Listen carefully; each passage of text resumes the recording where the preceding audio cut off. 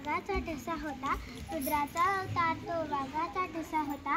विचारा या सह्याद्रीला माझा शिवबा कसा होता, विचारा या सह्याद्रीला माझा शिवबा कसा होता. जाणता राजा तो रामायणात राम जसा होता, जाणता राजा तो रामायणात राम जसा होता. संस्कारातून जपला ज्याने जिजाऊंचा वसा होता, संस्कारातून जपला ज्याने जिजाऊंचा वसा होता. सन्माननीय व्यासपीठ, आदरणीय गुरुजन आणि माझ्या विद्यार्थी मित्रमैत्रिणींनो, आज छत्रपती शिवाजी महाराज नावाच्या माझ्या जन्म घेणाऱ्या वाघिणीबद्दल मी तुमच्यासमोर बोलणार आहे. जिच्या चरणाचे धूळ कुंकवाच्या कळ्यात भरावी अशा राष्ट्रमाता राजमाता माँसाहेब जिजाऊ यांची आज जयंती आहे. आजचा तो दिवस 12 जानेवारी 1598 रोजी बुलढाणा जिल्ह्यातील सिंदखेड राजा येथे लखुजीराव जाधवांच्या घरी जिजाऊ जन्मला.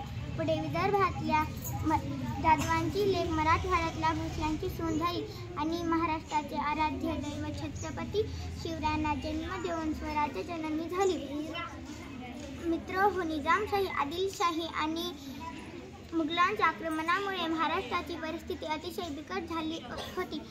मोठे मोठे पराक्रमी मराठी सरदार या बादशहांच्या दरबारात चाकरी करण्यात धन्यता मानित होते.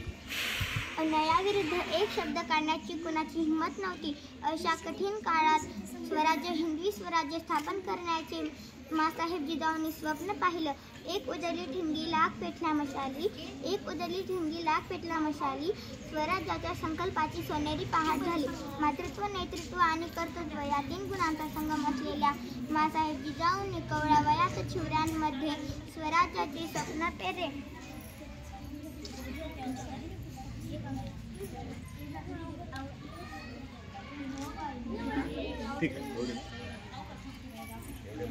एवढे बोलून मी माझे 2 शब्द संपवते आणि जाता जाता एक सांगून जाते. स्वराज्याच्या संकल्पाची सोनेरी पहाट झाली, स्वराज्याच्या संकल्पाची सोनेरी पहाट झाली. यानंतर